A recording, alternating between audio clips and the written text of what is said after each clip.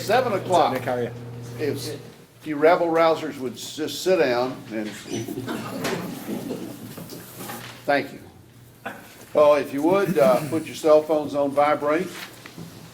Remove your hats for the Pledge of Allegiance, and we will pledge to the flag here on the right.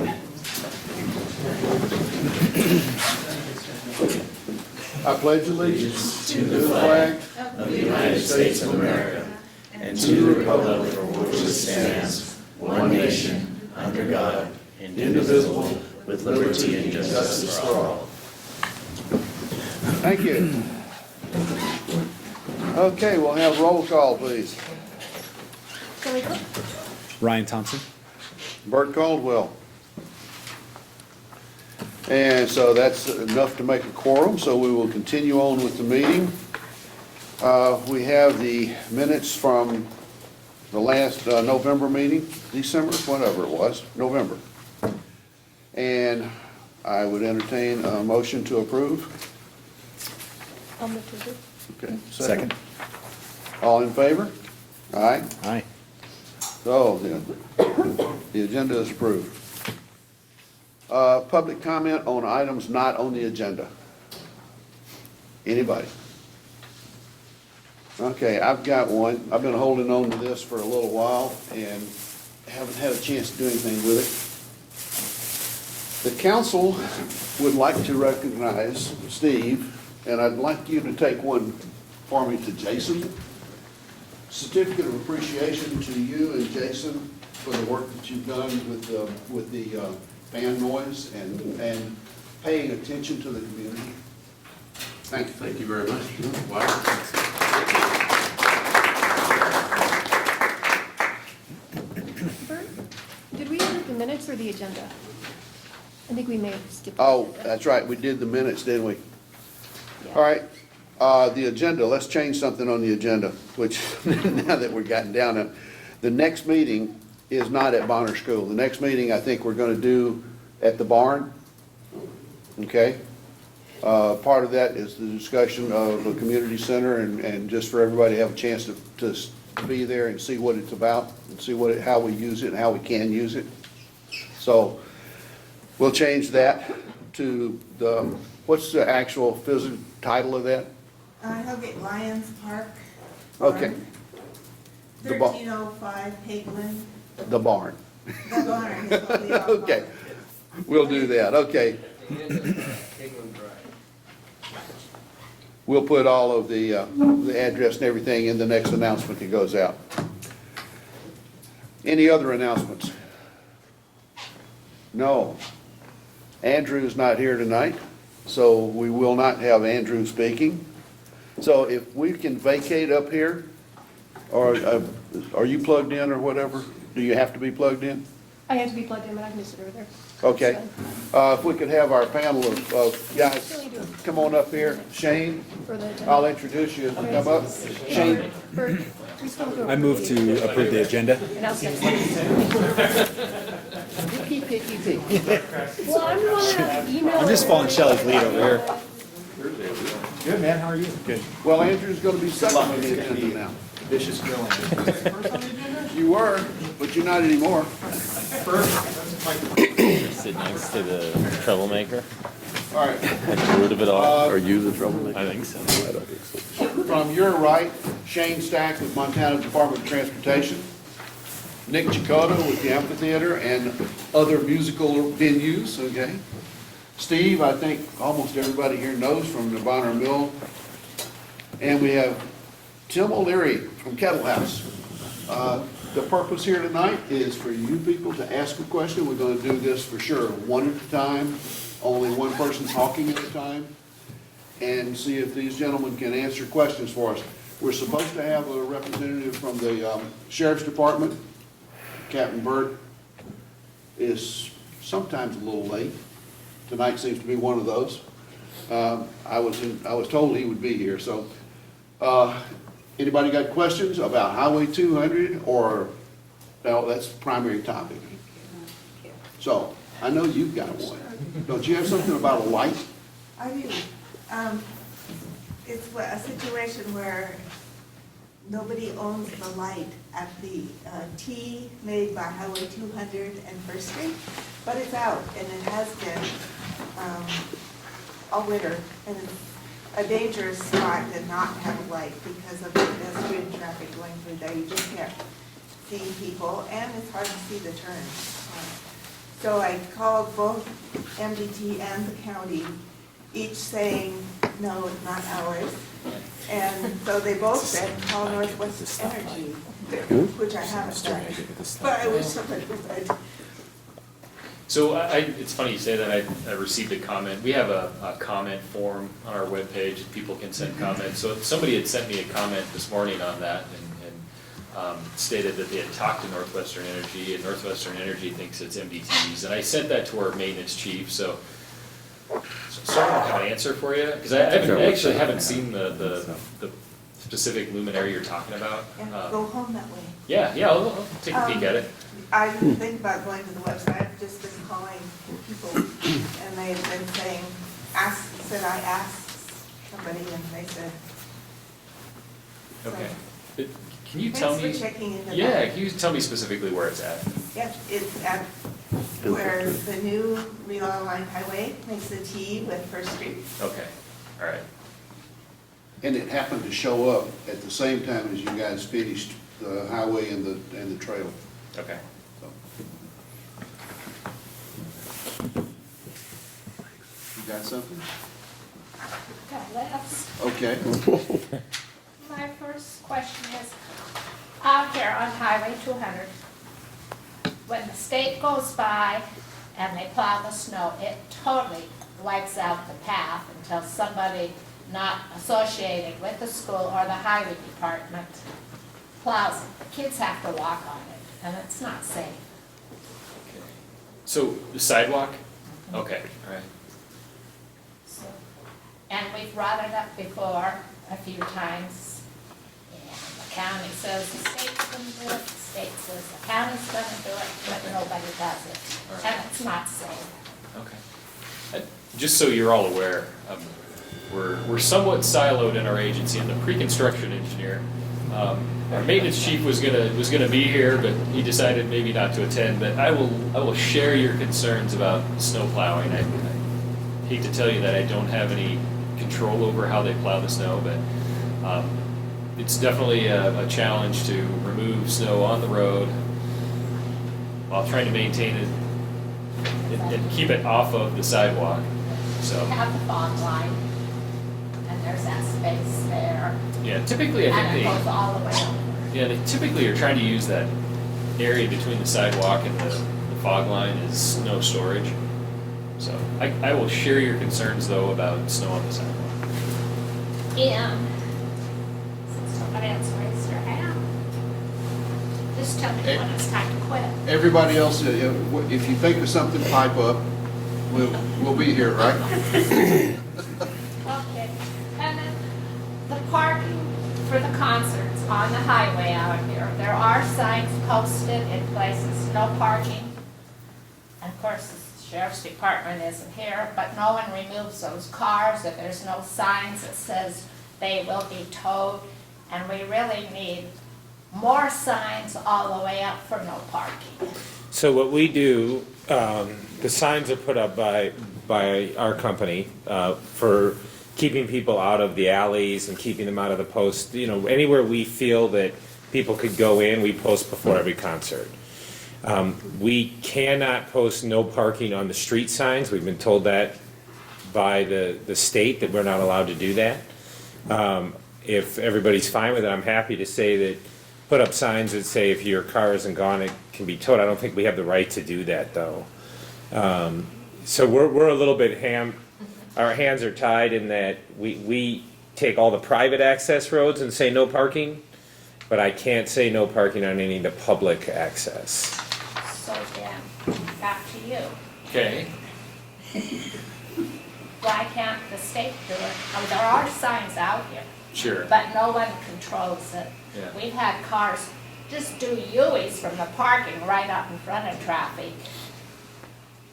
They're allowed to park on the street though. That's Yeah, public parking. On Highway 200, So which are you talking about? Highway 200. Okay, So people are allowed to park there. They shouldn't be allowed to park there, no, they should have to pay for parking either up here or at the schools. But out there, it's a public concern for the traffic. You've got people tailgating on lawns on the houses in Bonner. You've got cars pulling out when there's really no reason. If they decide to park someplace else, they do U-E's. Captain Bird, have a seat up here with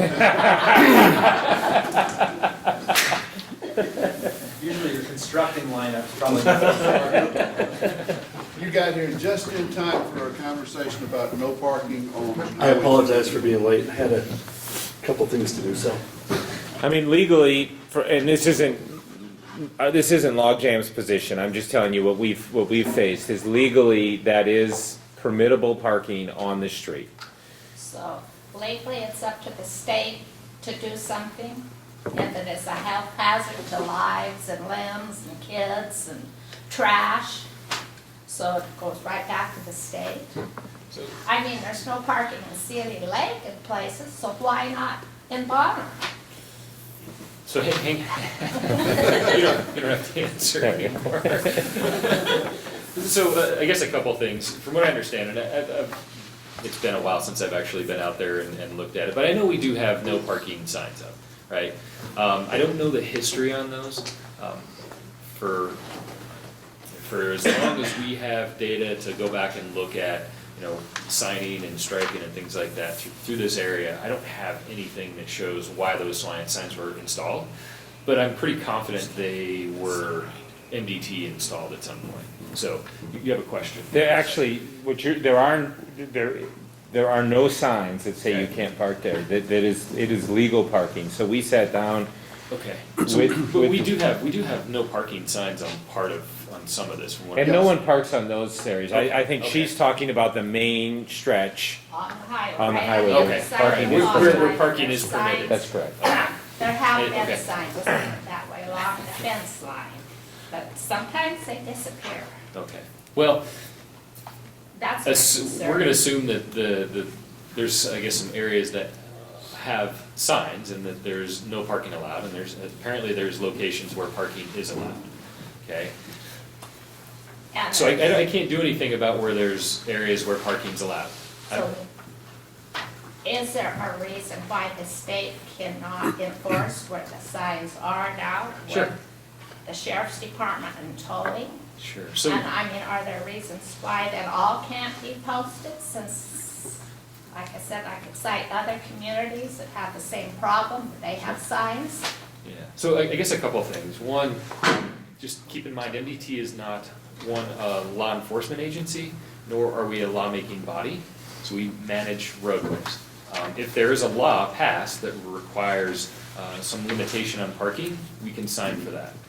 At that point, that we've done our job, okay? We don't do enforcement and we don't write So then, law, so. from your standpoint, since it is posted, if it were to be towed, it would be up to the county or the highway department? I'm still catching up. What area are we talking about? Along the highway here in front, between us and the mill, there's a fog line and room for parking on both sides, okay? On this side, between here and the post office, there are some no parking signs, okay? And I think they were put up by the state long ago. Long ago, yeah. But nobody pays any attention to them, seriously, okay? And so, I think it was a couple of years ago, what's your deputy's name that's in Sealy Lake, just got moved up there? Dunster. Dunster was here with us, and he said primarily, if nobody was over the fog line into the road and not causing a hazard, that, they weren't real sure about the signs being legal or being posted by somebody else. And it came to light after that conversation that the state apparently had put them up a long time ago. Yeah. So, did that catch you up a little? I did, thank you. Yes, sir. I agree with you. But we've been told that there's no way, or that they won't enforce that is legal to park on both sides of the street. And I think you would agree with this too, I think that there's a safety issue. I mean, on a routine, everyday kind of thing, but when we have a concert, people tend to park there. I think, Nick, I'm not speaking for him, but I think they would all rather have you park in the parking lots and not park there. It would be wonderful if we could get law enforcement or the state or somebody to say, you can't park there during these events. Because what happens is you get that parking on both sides. Now the road narrows, and I think you got a safety issue. When we tried to get that to not allow parking when we first built the amphitheater, and we were told that that is legal parking. Maybe not the little area you're talking about, but the majority of that stretch is legal parking. And that we wanted to put up no parking signs, and we were told we could not do that. So, any suggestions on how we go about getting this rectified? So here's, I feel like you've put us up here to ask questions, but I don't know that I'm fully aware of all the problems. So and maybe you know them too, but I don't know, bringing us and just throwing us up here is the best solution or the best way of trying to solve the problem. Maybe having actually some discussions on what the issues are and who's concerned, because I don't know what your particular concern is regarding the parking. Is it Just driving down the road and having someone pull out in front of you from the opposite side or the same side, or people walking out who are not allowed to drive, but they're still walking, and okay? that's a safety concern. I think it's a safety, I think the main concern or the main challenge that the amphitheater has with respect to parking is that there is parking allowed on the street. There are several lots around here that people could park in, but that because the parking's allowed on the street and it's free, cars are parking there, and it does pose a hazard as people are getting out of their cars and getting in the cars as the traffic's moving. Sure. We do have reserve sheriff's deputies that we fund, 6 of them, and we post them with their lights on to try to slow traffic down as it comes into the area. But I think your concern is still that allowing that number of cars to park on that street, which is legal in the most part, does pose a hazard, makes a challenge for the concert. If I'm correct, I think that's your concern. And on top of that, when they stop the traffic on Highway 200 to let concert goers come out, I've had to wait down there 20 minutes when I come down the block to wait for concert goers to go out. I mean, why did they stop the public traffic to let a private entity enter the roadway? Sure. So I think if I could raise that too, because these are all issues that we're trying to solve. I think that and this comes back to we can't determine, or we haven't been able to get an answer if it's the state or the sheriff controls it, but the main challenge that exists for the exiting of the concerts is the light at the town pump. And if that light could move to a blinking yellow for the 25 to 30 minutes of exiting from the concert, there would be almost no traffic issue. And the reason we know that is that there have been times where the reserve sheriff's deputies went down there and just moved traffic through that light, and when that's the case, traffic flows right out. But when that light is in service and turns red, it backs up traffic all the way, and you can't get people out, and the traffic gets stopped, and that's where the bottleneck occurs. So I think one solution to the traffic problem is if for the 30 minutes that when the concert ends, if that light could somehow turn to a blinking light, I think traffic flow would be improved multiples. I mean, because if you're trying to get an emergency vehicle up or down, I mean, I know that the railroad crossing, they're only allowed to be there so long if there's an emergency, and they have to break the train. But coming up here or going down and we have an emergency, how's it going to be handled with the parking and the backup and the stopping? I mean, it is true already that it's a problem, but somewhere there has to be some solutions. I think the light would go a long way to helping the flow. When like I said, when the sheriff's department went down there and moved that traffic through, it emptied out very quickly. And the times where we couldn't do that, it really backed up, and that was really the main bottleneck. So Nick, real question for you is, have you had conversations with anybody at MDT about Yeah. changing the signal operation? And it's the same kind of answer that we've gotten, that we can't determine who controls that light.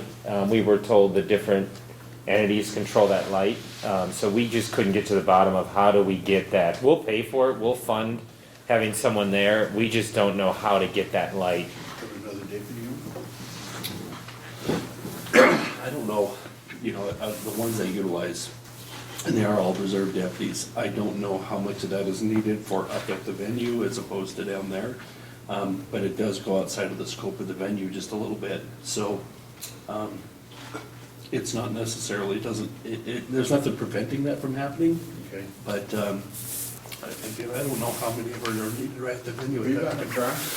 Pretty much. I change my medication. I mean, that's the- This tickle in my throat all the time. That's the main reason we didn't do it on the later shows, is they just weren't comfortable going down there, they didn't feel that they had the authority, so.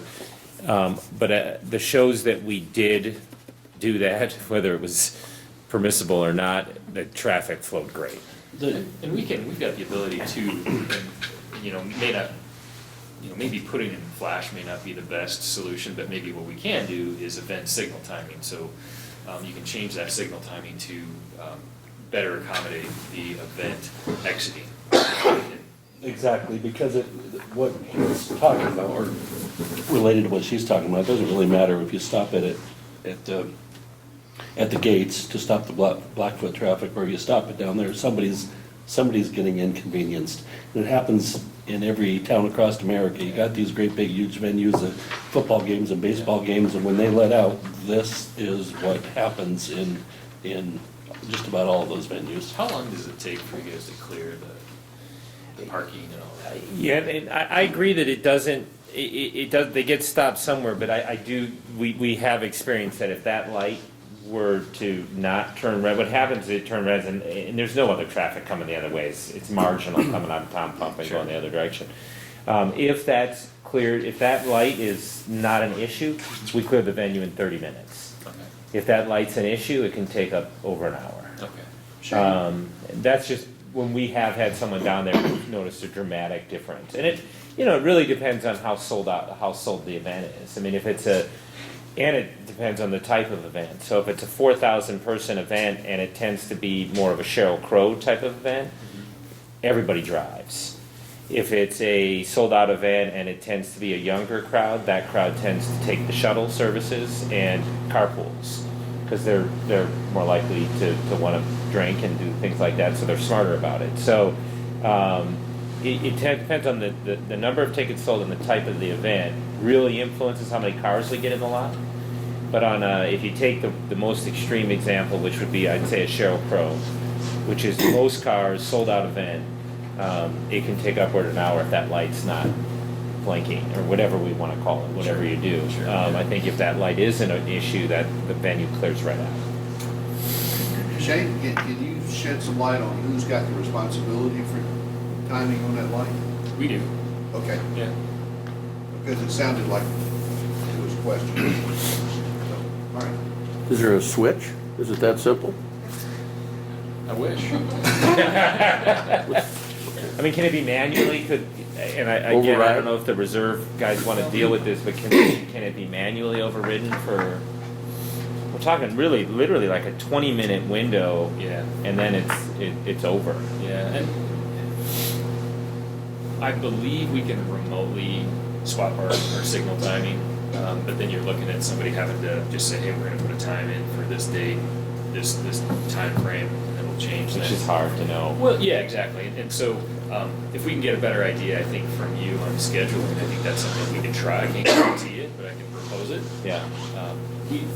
We've looked at, in just the community of Missoula, I mean, we know when a Grizzly football game gets out, there's a big change. And when we did our signal timing upgrade, 5 years ago, that was some analysis that we did, that during Grizz football games, hey, let's change our signal timing to get people out of there quicker and a little more efficiently, so. I think everybody's generally. Make it go blinking yellow after a certain time all the time. Because there's way too many times when you're sitting at that light down there and there's nobody there but you. And I had objections to them putting that light in there in the first place because all the benefit was excellent. But now that I've lived with it for a while, I gotta say, it needs to go to blinking yellow after a certain hour. I will Lincoln propose does that as well. Yeah, I'll propose that. I've proposed it on other signals and have been politely told no, so that's okay. But I will share that. Hindsight's 20/20. I think we had an opportunity for a roundabout a few years ago. Yeah. And your off-peak times, that's why you go with roundabouts over signals in communities like this. Yeah, Where the truckers complain about the roundabout. well, and they can get through, but there's certainly benefit to a roundabout there. And, maybe 20 years down the road. We went maybe- all through this when this was a proposal.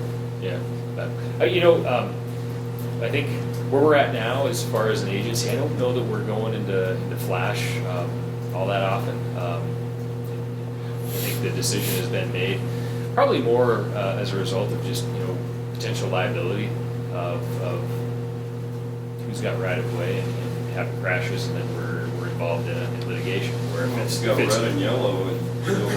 Yep, I Maybe understand. it's self-determined. I understand. You understand it. I understand But it. lawsuits happen. Yeah, No matter what happens is somebody gets in a crash there and it becomes our problem. Then a handful of There's no lawsuits. legislation for stupidity. I'm sorry, there is. Yeah. So, again, I will ask, I'll throw that out there. It ought to be thought about in particular, not just for the concerts, but people that live out here. Yeah, I don't know that we would consider going into flash just after a concert. I think what we want to do is change signal timing to just accommodate that event. Well, again, Lincoln does it. Their lights on flash. Is it Reserve Street flashes at night?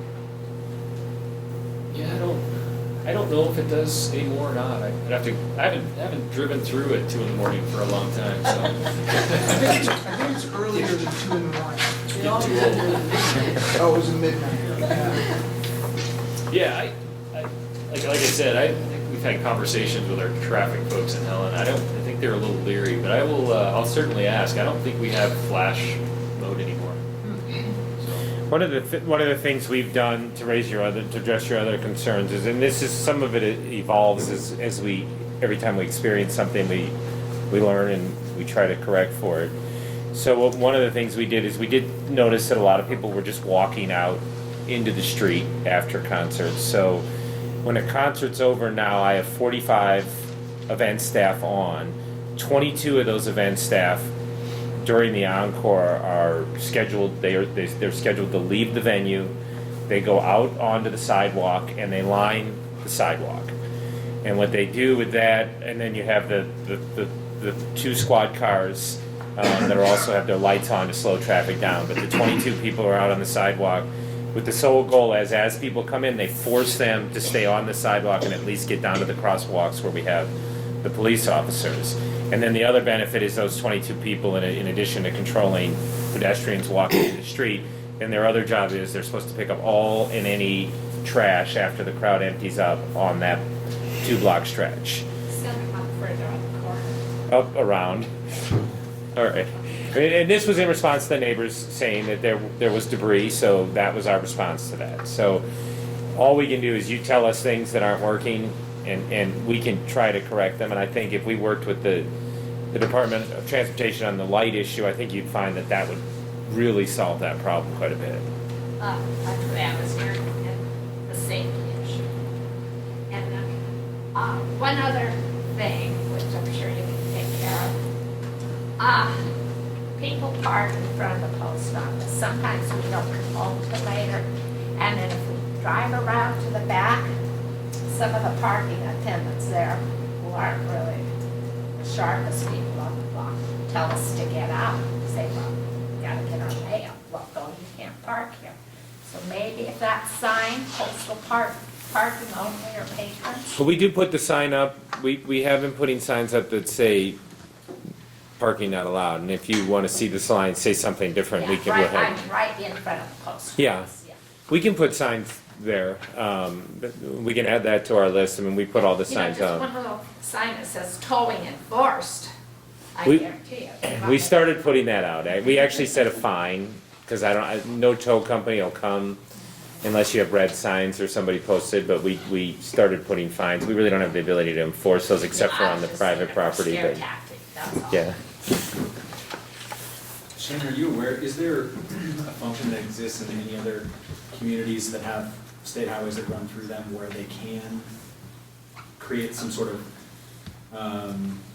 local or civic control of that for specific events? Do you know of any other examples? Like if they wanted to create a petition so that you could have residential only, parking permits, like parking by permit only during those events. Have you seen or heard of that anywhere else?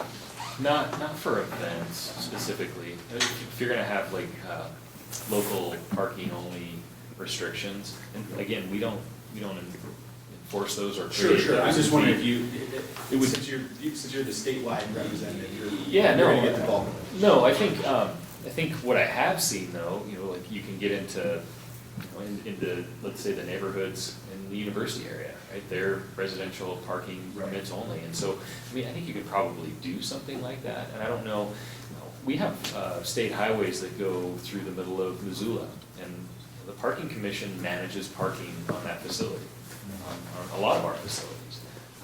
So, yes, other agencies can manage parking on our facilities. I don't know, I've not gone through the process of creating that ever. Sure. So, but I've never seen like event-specific residential parking only restrictions. Yeah. As a control systems integrator, I got to think of all kinds of ideas to how to make that light work a little better, but sounds like you got a business owner that's willing to help out. How about an accumulation sensor?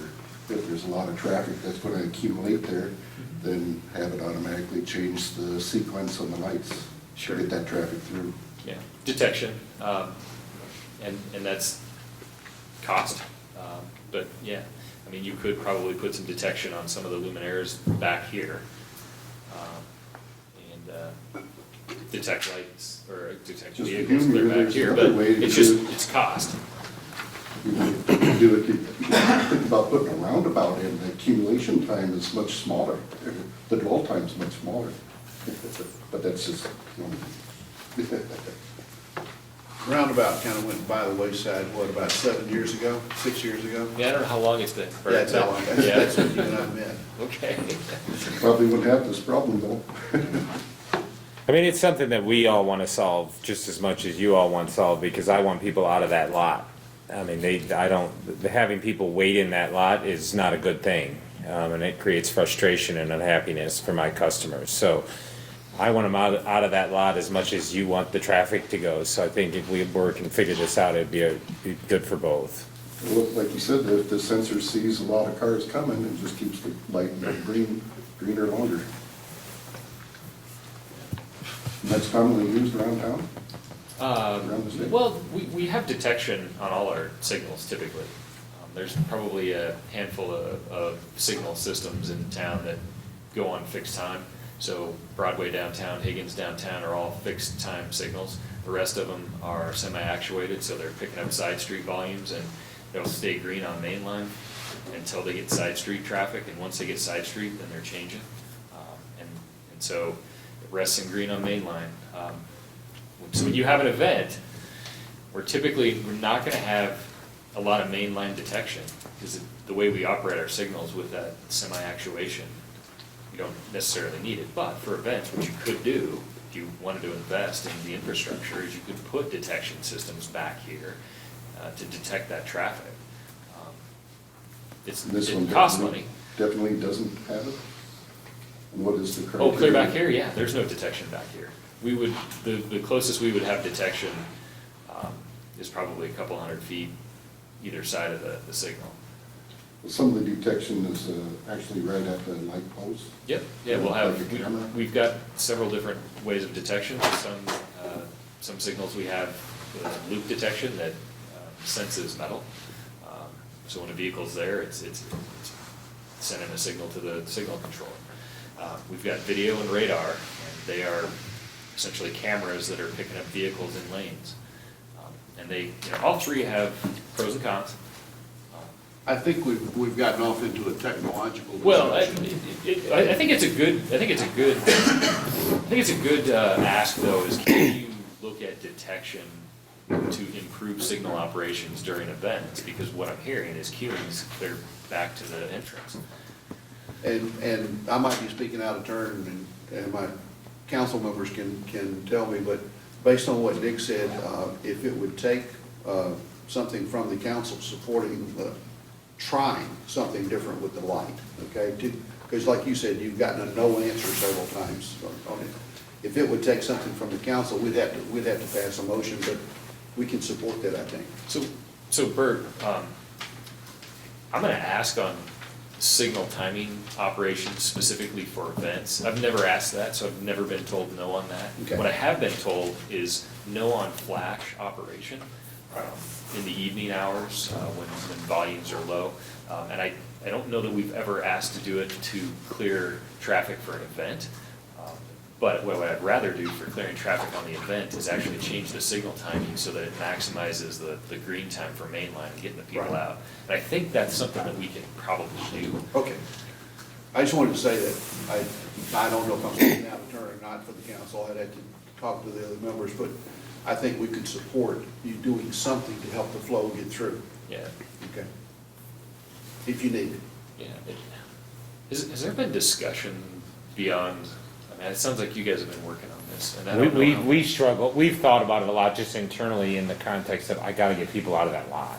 Yeah. And I think when we put ourselves in the traffic flow, we walk down the street, we kind of try to see what's going on, and everybody's in unanimous consent that that light is what's backing it up, because it just turns red and all of a sudden it backs right up, and then you can't get out. And it just, there's no flow, and the minute we get that light under control, like I said, we had them go down and just wave traffic through, which they probably shouldn't have done, but we're persuasive, and that really solved the problem. Yeah. It'd be interesting to just get numbers from you as far as number of vehicles that you're thinking are coming in and out of those events, so that we can get an idea of the trip generation, and then you can put some numbers to that. Maybe try to solve it that way. It's also helping is our shuttle service, all through the year, we continue to expand it. We're up to 15 shuttles. They come in the far entrance, the mill lets us bring them in a different way, so they're out of the traffic. And at the end, we were shuttling 12 to 1,500 people per show. And that's only been growing, and as the demand grows, we were adding shuttles. So I think people are becoming more educated on that, so we're pushing the shuttle service and those kinds of things. Yeah. But I think if we could, we'll look at this, and I think we try the timing of the light, and we might find that works great. Yes, sir. So going back to the question as far as residential parking permits or district, we do have something kind of like that out in the McClay Bridge area. I don't know how well it works, maybe not that well, and I think we've been trying to figure out how to manage that system, whether folks would come down to our county offices to get a permit. Currently, I think it's been managed by the Missoula Parking Commission, which is kind of an odd thing since McClay Bridge is way outside the city limits. So if that's something the community wanted to pursue, perhaps that's something we could look into a little further, knowing that the logistics of how that worked out is a little Well, bit. excuse me a second. I think everybody knows, but this is Dave Strohmeyer from the county commissioner. That's Thanks. Thanks, Dave. Yeah, I guess off the top of my head, the thing that makes the most sense is that the folks that specifically live in the residences, adjacent to that parking would be given at the beginning of the summer, a parking pass per se that they could display when events are in session. And then, if those aren't displayed, maybe their towing is enforceable during create a situation where you could you could enforce it to some effect. You know, if folks know that it's not enforceable and they know that there's no reason for them to park elsewhere, and if the parking is if it's difficult for them to get out of the parking lot, I mean, they're just incentivized that much more to park on the street as it is. So, yeah, I guess that would be my thought, is if you could create some sort of pass system that's available for those folks. Maybe Captain Burt would like to chime in here. The other thing, though, as far as in front of the post office, I don't know how this would exactly play out, but I know in downtown Missoula, in front of the post office in the federal building on Broadway, I think there's signage there that indicates you can only, at least for a portion of the area in front of the post office, drop off or.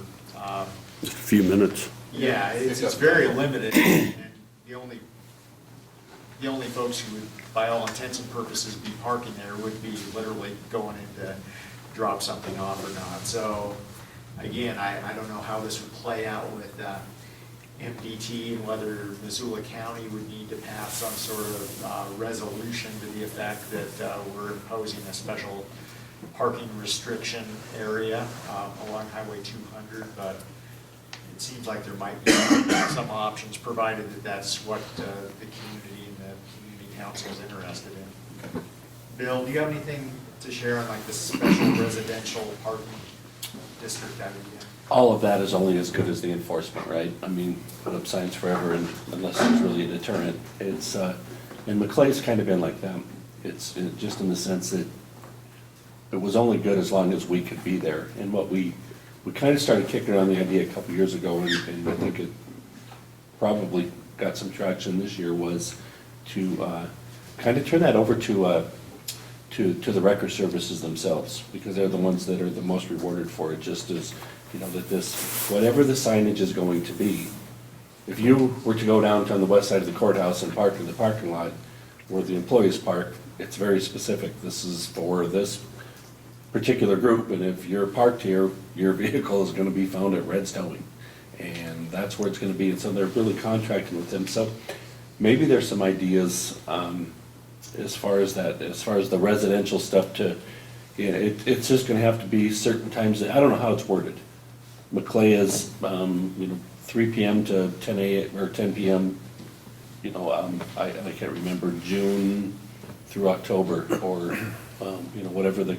I don't know that there's really a concert season, but I suppose it's probably along those Yeah, it's same end of May lines. though, end of September. Yeah. But we're talking, let's not lose sight of, and I think that's a good suggestion to look into, but we can't lose sight, we're talking 15 to 18 shows. We're not talking a daily issue that might exist there. So, I hate to do this. You guys have been good in the sense that you do hire reserve deputies that are specific to that, but you know, I think it comes as a surprise to a lot of people that live in Missoula County that at any given time, you probably feel like you see a lot more than that, but at any given time, there's between 5 and 6 patrol deputies that are actually working the answering calls for service. And I think For the whole county. For the whole county, that's bordering seven other counties in another state. It's 2,600 square miles, and our guys are answering somewhere around 28,000 calls for service. So divide that up between the 4 patrol teams. And not that it doesn't deserve the same attention that other things do, but it's not going to be a super, parking issues are not going to be a super high priority. And I appreciate I certainly do. Appreciate the safety aspect of it. And I'm not diminishing that, please believe me, but you can place the safety aspect on anything that we do as humans. It's going to exist with any type of event that we're gonna go to. We only have so many resources. We're still a small community, a small state. Well, with the reserve deputies, do they have authority to like make an arrest or just stand keep their cars out there with the lights blinking. So that's a very complicated question. It's extremely complicated because, as with everything else, Missoula is different than every place else in the state. Because we entered into an agreement several years ago over a lawsuit that only allows our deputies they can't take any enforcement action without direct supervision unless they've attended the Montana Law Enforcement Academy. That's a very expensive, and a lot of our reserve deputies are people who have other full-time jobs, and they can't take off for 12 weeks to go to the academy. The enforcement action, I guess, is still kind of arguable about what is enforcement. Physically making an arrest and taking somebody to jail, that would have to be directly supervised by somebody that's a full-time deputy. A parking issue, I guess that could be argued that it's enforcement, but is it something that rises to that level? We have, our undersheriff and our reserve coordinators are trying to clarify some of that right now. Right now, it's as if that would be allowed, but we have to be careful because it is attached to a suit from about 10 years ago. So right now, that most authority, I don't really mean the word authority, but the visible aspect of seeing the flashing lights would be the deterrent, the only one that they could really enforce as far as warning people that there might be something. So, the presence itself is, I get what you're saying, the presence itself is one thing. They have the exact same authority as any other law enforcement officer within the state. It's just this particular lawsuit, again, it's a much more complicated issue than I have the time to explain. I don't even know that I fully understand it. But the statute gives them the same authority when they're in uniform and when they're working as any other peace officer. So if they give a lawful order or tell somebody to do something or not to do something, the statute backs that. But as far as being able to write parking tickets and be able to call tow trucks, they most certainly can do that. I just don't know how much, when you start getting the final acts going on, I don't know how much of that is needed within the venue of those 6 guys compared to their parking people out there. I don't know how that works. So what we do, just so you know, the 6 people that we hire to the reserve deputies, they don't go in the venue ever. So their sole mission is to patrol kind of the entrances, the lots, make sure people leaving are of their mind and should be driving, those kinds of things. And they're helping us assist in that. And I think the presence is a big piece of that. But they're never in the venue. They're always on the street or always in the lots. So who pays for those? Do you pay for those or is that taxpayers? We pay for those. That is correct. Take a break here for a second. Does anybody else have any questions? Yes, Judy? This is a general question, I guess, for Shane, because a lot of times people have questions that are related to DOT requirements. Okay. And they're ubiquitous because we all love having roads from the state that we can drive on. But is there a process that citizens can go through that, just like this one, like signs for your community, lots of different things, is there a process that you can go to talk to someone rather than calling you? This isn't your area, but you're here and we're asking you all these questions. So is there a cleaner way to do it? So it's going to probably just depend on the situation, right? So I think if you're looking at parking restriction, the local agency is going to have control over that. So in this case, the county commissioners, if they so choose, could pass an ordinance to restrict parking. We, as an agency, just simply install a sign. And then Bert has to come out and enforce that law. So our role in it is very small. So. I think it's bigger than that. Well, But it is, if I want to get permission to put a banner on a street sign, if I want to put a sign, it has to be at a certain place, which is good. I mean, you can't just let everybody put stuff up. No. However, if there was some way that citizens could more easily find out what are the limits that we Okay. can go to. Okay, so there's, and this is why I say it's issue dependent, okay? What we're talking about is parking and parking restrictions. Okay, now you've thrown in, I want to put a banner up, okay? No, I don't want to put a banner. Okay, I'm I thought saying I that heard you say. There are all of these issues, no. There are many issues that people I have know, involving highways. yes.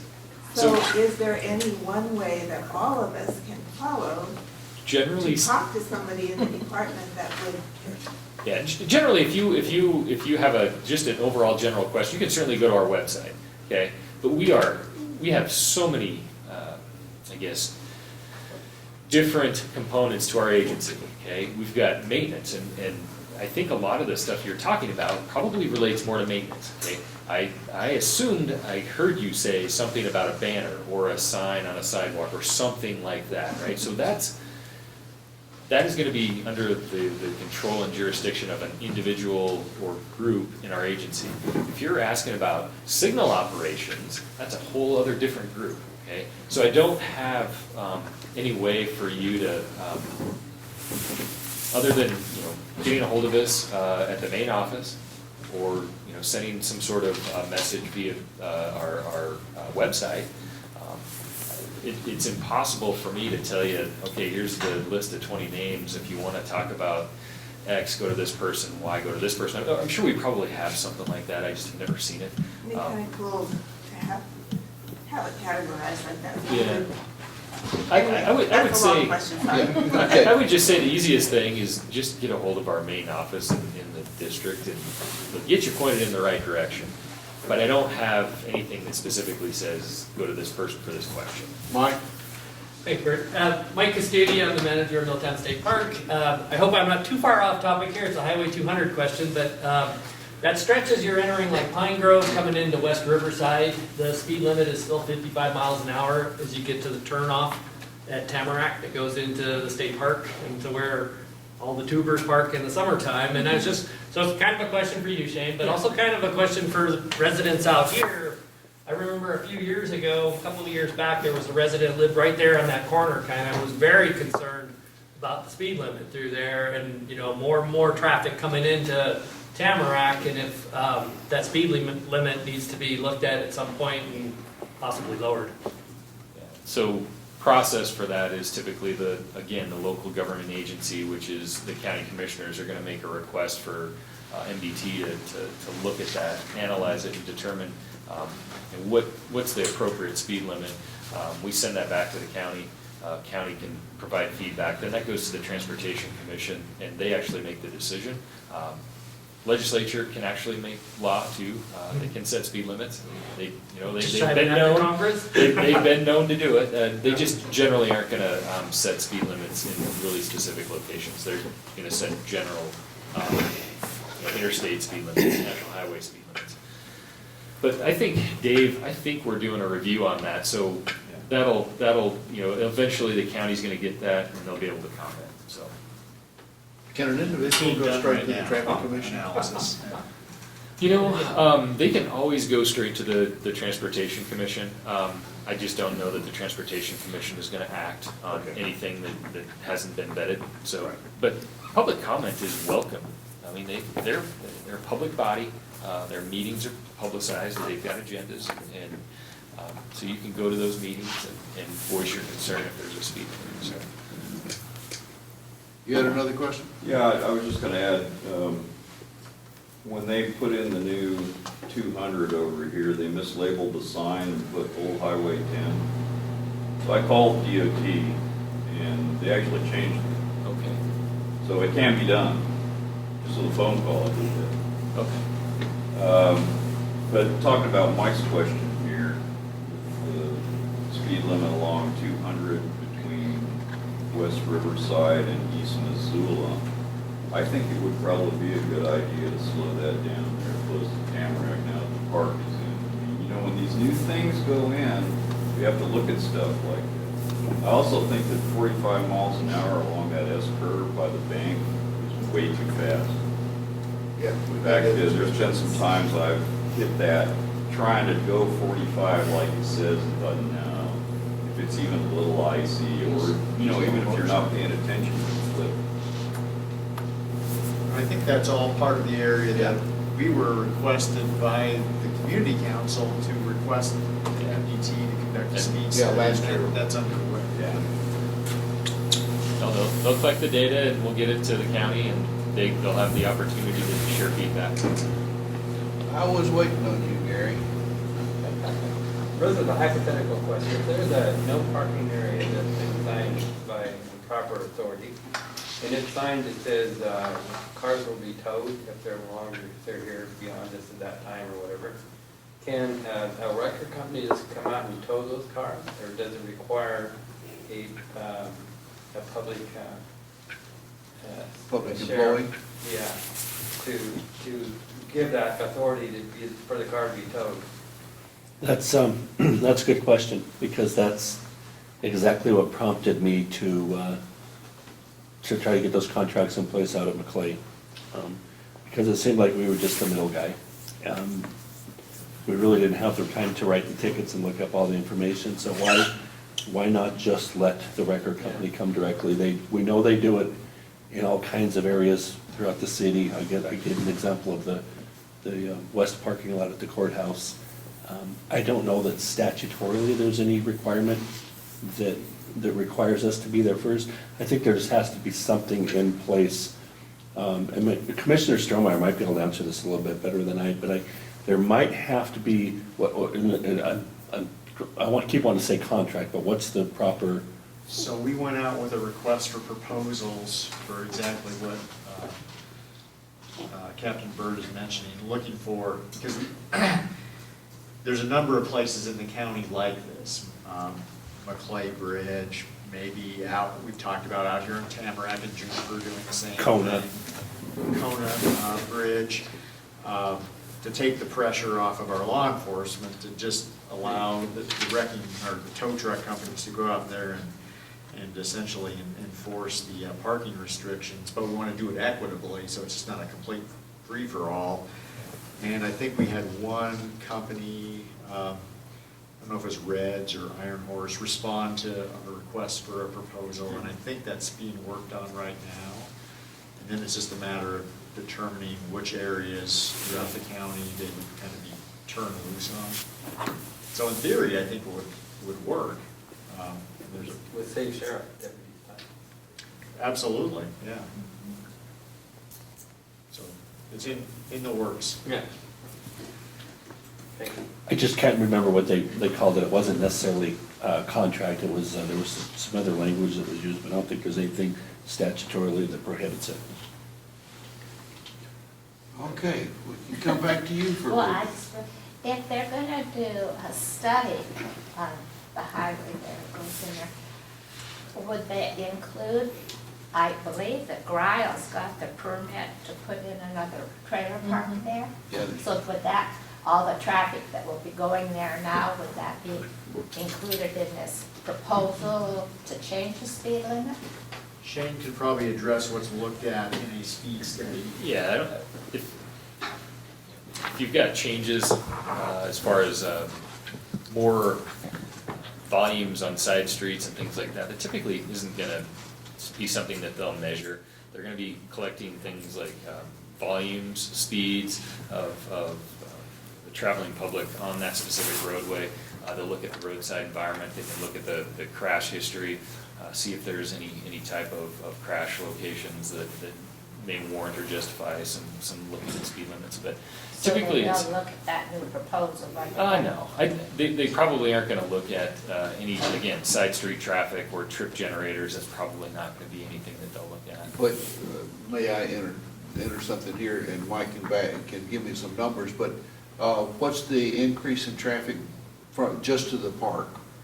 What have you had so far this year? So this year we've, traffic counter is at 20,000, so divide that in two, we've had about 10,000 vehicles in there. Okay, so that'll show up on a traffic study for that highway, for Highway 200. The ground trailer park will be minimal in comparison to that. Yeah.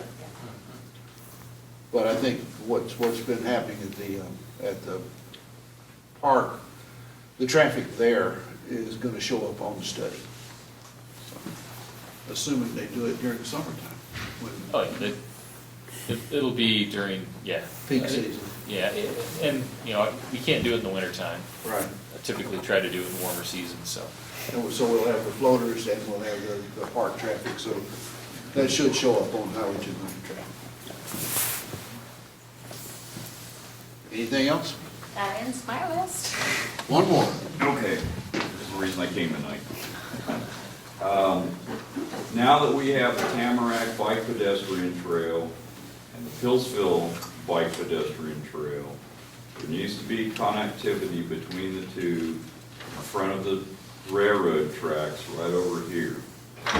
People are not gonna go clear down to the crosswalk, 100 yards down, cross the highway, and then come 100 yards back. It's an issue in the summer when we've got pretty significant traffic going through here. Okay. It wouldn't take more than just a couple buckets of white paint to paint a crosswalk, put some signs in on either side saying this is the pedestrian trail. In fact, it'd be nice if they did it just like they did over there at the stoplight in front of the Exxon station. You know where we're talking about, Shane? No, I know that the trail, Right comes- here at you Highway. come across the Black Bridge, so I'm just trying to get a sense Yeah, of. you come across the Right here. Black Bridge and you come up and there's a sidewalk that goes to the parking lot where the Milltown Market used to be. Yeah, yep. And you follow that sidewalk down and you come right in front of, Highway 210. Oh, the 210 yeah, intersection. that's the Pillsville Trail. Yeah, so you're, I think what I'm hearing you say then is you want a crosswalk at 210 and 200? Yes. Yeah. Okay.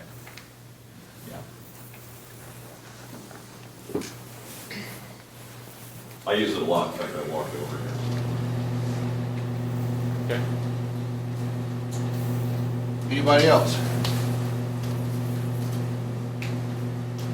This Highway 200 traffic study, would it take into consideration a possible safety hazards at the malfunction junction there where Tremper Drive, West Riverside Drive, and Highway 200 meets? There's a triangle there that everybody has to look behind them to see if their cars are coming in order to make the right turn. Yeah, so you may get some data that shows that there's a crash cluster there, if there is one. I don't know that, I witnessed I don't know. crashes there myself. yeah, I don't know that it's gonna change the recommendation on the speed limit all that much. But again, they'll collect the data and make a recommendation. That goes to the county commissioners, there's feedback from them, and it goes to the Transportation Commission. And so I think if, when that decision's made, if you all are concerned, you could all definitely go to the Transportation Commission meeting and share your concerns. But I think it's heavily weighted more on, what's the traffic doing now? And I think that is done simply because if you artificially lower speed limits, you get a bigger separation in speed. So you get, what you have are people that are comfortable going that original speed, and then you get people that follow the speed limit. And that greater gap creates more risk, if you will. And so typically what we like to do is set speed limits at 85%, at kind of it's called the 85th percentile, right? And 85% of the people are going that or below. And then we assume 15% of the people are being a little aggressive. And it's done nationwide that way. It's a strategy that's done nationwide. We typically follow that today. But that's just a recommendation. Again, elected folks appoint transportation commissioners and they make the decision. Okay. Subject that's been proven that the lowering the speed doesn't always save lives or save accidents. Yeah. Yes, sir. I just have an easy question. I mean, obviously there's some concerns, and it seems to me like it would be better, instead of having this, actually just sit down and have a conversation and solve the problem. Okay. And instead of Q&A. I don't know that Q&A does a whole lot to solve the problem. I don't know about solving the problem, but I think there was a good bit of education that went on here. Okay. Okay? And a lot of it, I think, came from Vic, okay? And not diminishing anything you've said. Oh, But I think we picked up a little bit of something that was going on. And I think it was good to hear the two of you talk, okay, about what's going on. The one thing that hasn't happened is that Tim O'Leary came all the way out here, and all he had to do is sit and listen. That's fine with me. Yes, sir. I have a question. In the risk that you may leave, Mr. O'Leary, we have what's called a bouquet period. that- that- Yeah, we do. that Bouquet comes up later period. on. And in case you would leave before that, I wanted to give a bouquet is for something we really like that's happened in the community. And we really like that new tap. It is fantastic. I'd like to see some increased traffic into that tap room. So, but thank you. I was gonna bring that up. The tap room was open either the 8th or the 25th of October. I can't remember which date it was. I was there both days, but it's a really, really nice facility. Okay, and I was in there on a Saturday and it was packed. So, Well, I think you had a meeting there too, the historic, Yeah. and that's open to people, especially during the hours between noon and 4. It's a great spot to hang out and have a quiet meeting. Is there food there? There is a food truck named the Chameleon. Oh, right. She's very good, yeah. really good stuff. And that's one of those things, the more it gets used, the more likely it'll stay there. So I don't think she's open on Monday, but otherwise she's trying to make a go of it there. Nice. For any reason that we couldn't hold these meetings there? Yeah? I already talked to Tim about that. And yes, we could. We just can't drink during council. You might get The surly. Q&As might last a little too. Yeah. Anybody got anything else for these gentlemen? Well, I'd just like to announce, with Tim's talking about how available the tap room is, on January 20th, our history group is having a history roundtable at tap room. Booze and Bonner, the history of booze and Bonner, from bootleggers to bars to brewers. Yeah, good. And the brewery is going to give a little presentation in that as well. January 20th. It's January 20th, 3rd January, Sunday in January, 2 o'clock. Okay. So, Thank you. We appreciate it very much. Thank you all. For all.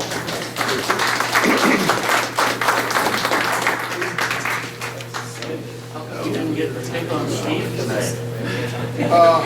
Because the fans are quiet.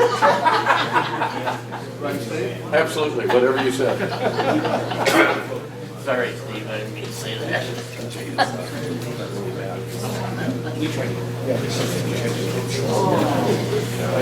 Oh, I'm sorry.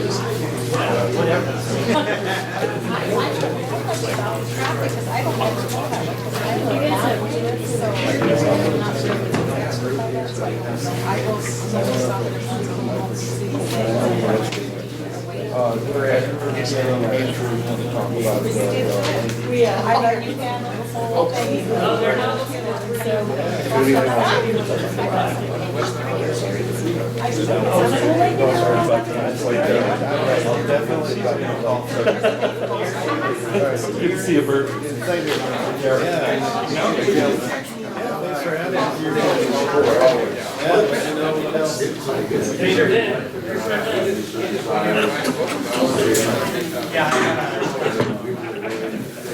Okay.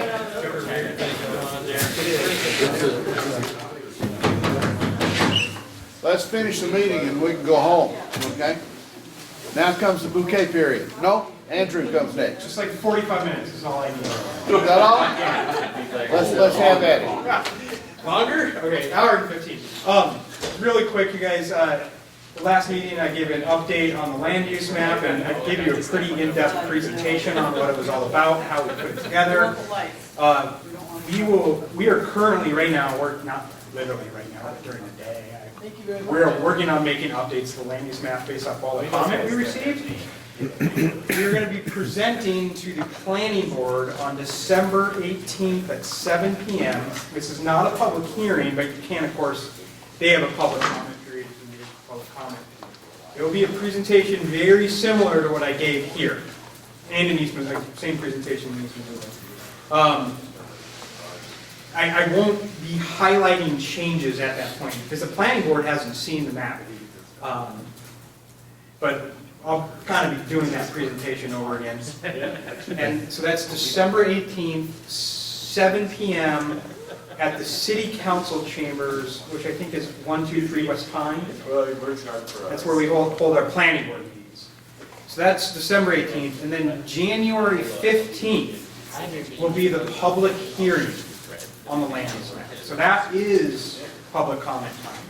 It's still tentative, but I'm 90% certain you'll be on the 15th. So January 15th, 7 PM, 123 West Pine, public hearing. We will take written comment by letters. We will take email comment, and I'll pass those on to the planning board.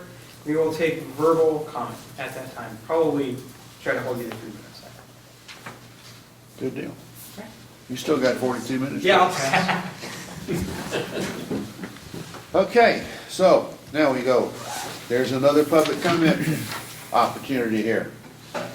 Seeing no takers. Oh, you too slow. I'm sorry. No. Are you Bouquet? on bouquet? You, go ahead, do bouquet. I'd like to give a bouquet to the Moose Lodge.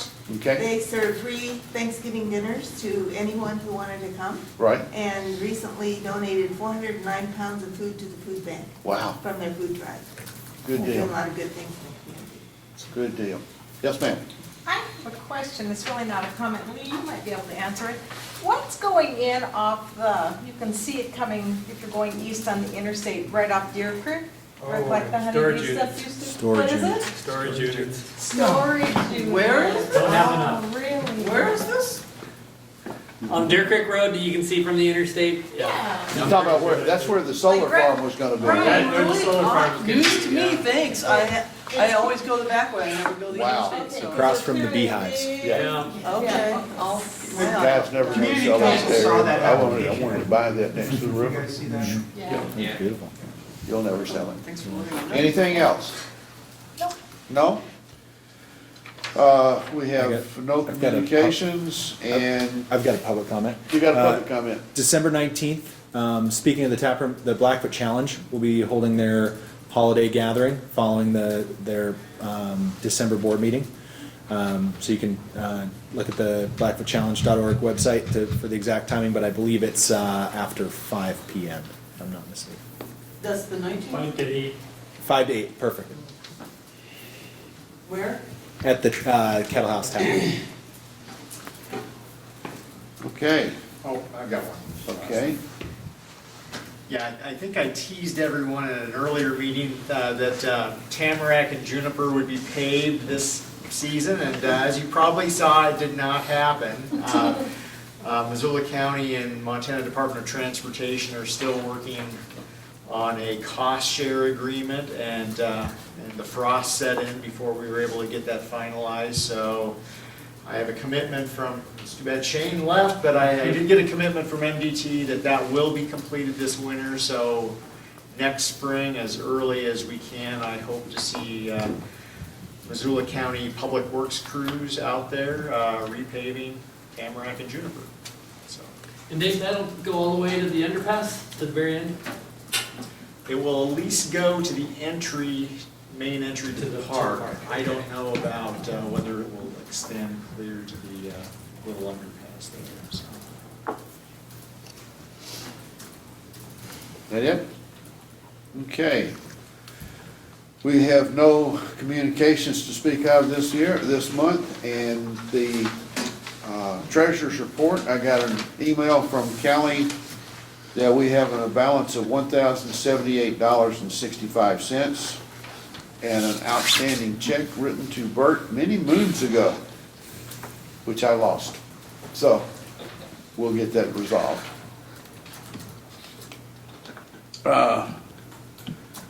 We have no action items at the moment.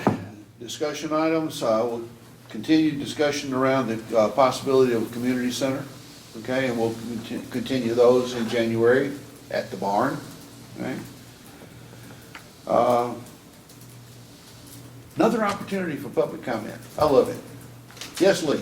I would like to announce that I was just elected to be the chairman, like you are, of the East Missoula Community Council, and I really thank you guys for having the discussion on the parking, because that's one of our major issues in East Missoula. that we're gonna be focusing on over the next 3 years, that I'm gonna be proposing tomorrow at our council meeting. So I'm glad you guys duked it out in here, and I got a lot of input from that. That was great. Thank you. Okay, good. That being the case, I'd like to make a motion that the council be allowed to meet with Lee and discuss parking situations in both areas. And so we can talk to the county as a single entity. I love that. So moved. Okay, Second. all in favor? Aye. Aye. Motion passed, I'll be talking to you. Thank you. Okay. Next meeting is January the 14th at the barn. And I don't have any agenda items scheduled for January, except we will be talking a little bit about the community center, obviously. But that'll be a discussion item. And I would entertain a motion to adjourn. I'll move. I will second it.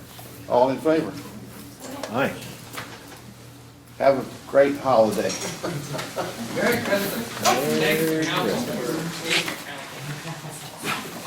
Yeah.